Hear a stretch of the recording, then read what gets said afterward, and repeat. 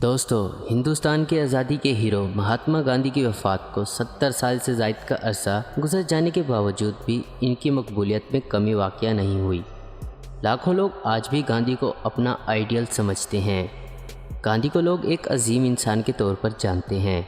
इन्हें मरने के बाद भी आलमी मकबूलियत हासिल है। लेकिन दोस्तों, आज की इस वीडियो में हम आपको गांधी जी की ज़िंदगी के ऐसे पहलुओं के बारे में बताएंगे जिनको जानकर आपके होश पूरी तरह से उड़ जाएंगे। गांधी जी 1906 में 38 साल की उम्र में ब्रह्मचारी बन गए। दोस्तों, ब्रह्मचारी साधुओं की एक ख़ास जमात है।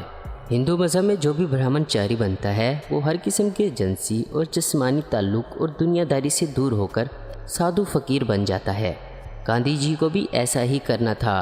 अब वो किसी भी औरत के साथ जिनसी और जिस्मानी ताल्लुकात नहीं बना सकते थे। इन सब की वजह से इनके बर्ताव में नुमाया तब्दीली आने लगी थी। वो औरतों की मौजूदगी में बेचैनी महसूस करने लगे। अपने बर्ताव को तब्दील करने के नाम पर गांधी जी ने अपने आश्रम में औरतों पर शर्मनाक तजुर्बात शुरू कर दिए। वो नंगी लड़कियों से अपने जिस्म की मालिश करवाते और उनके साथ ही नंगे होकर पूरी रात सोते थे। इन लड़कियों में से एक लड़की खुद इनकी पोती मनो बहन भी शामिल थी। इस तरह के तजर्बात से गांधी जी के चाहने वालों में शदीद मायूसी फैल गई। यहाँ तक कि गांधी जी के सबसे करीबी दोस्त जवाहरलाल नेहरू ने इन सब तजर्बात को समझ से परे करार दिया।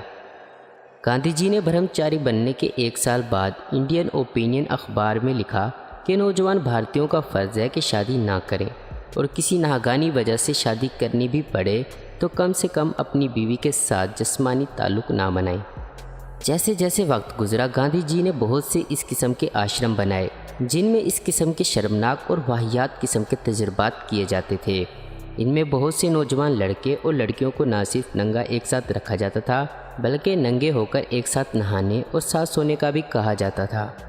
लेकिन किसी किस्म की सेक्सुअल एक्टिविटी करने पर इन्हें सज़ा दी जाती थी। आश्रम में मियाँ बीवी एक साथ नहीं रह सकते थे। किसी किस्म के भी जज्बात गालिब होने पर इन्हें ठंडे पानी से नहाने का कहा जाता था। ये सब देखकर गांधी जी के सेक्रेटरी निर्मल कुमार बोस ने इन्हें समझाया कि जब तक अवाम आपकी ये सोच ठीक से सही नहीं समझती उस वक्त तक आपको अपनी पोती मनोबहन के साथ एक साथ बिस्तर पर नहीं सोना चाहिए, वरना अवाम आपको गलत समझेगी।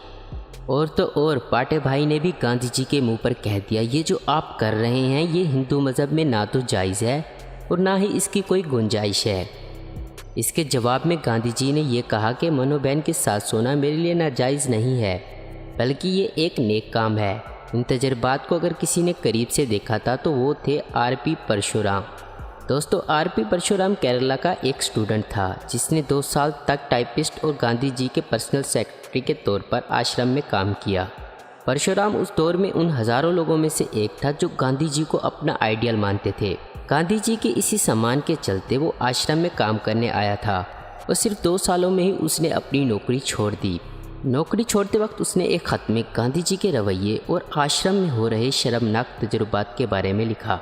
उसने लिखा कि आप हमारे मजहबी लीडर हैं और आपके कारनामों से हमेशा मैं मुतासिर रहा हूँ। मैं जब पहली बार टाइपिस्ट के तौर पर आश्रम में आया तो मेरे अंदर आपके लिए और आश्रम में रहने वालों के लिए बेहद एहतराम था, लेकिन पहले 24 घंटे गुजारने के बाद ही मेरी नज़र में जो आपका किरदार, वक़ार और एहतराम था वो ख़त्म हो गया। आपकी औरतों के साथ बगैर कपड़ों के नहाने और सोने के सख्त खिलाफ हूँ। आप अपनी शर्मनाक हरकतों के लिए इनका इस्तेमाल करते हैं। आप खुद सोचिए कि इन औरतों को क्या महसूस होता होगा। दोस्तों, इंडिया के लोग अपने महान लीडरों को सुपर ह्यूमन समझते हैं, बल्कि हकीकत तो यह है वो सब भी हमारी तरह आम इंसान ही हैं।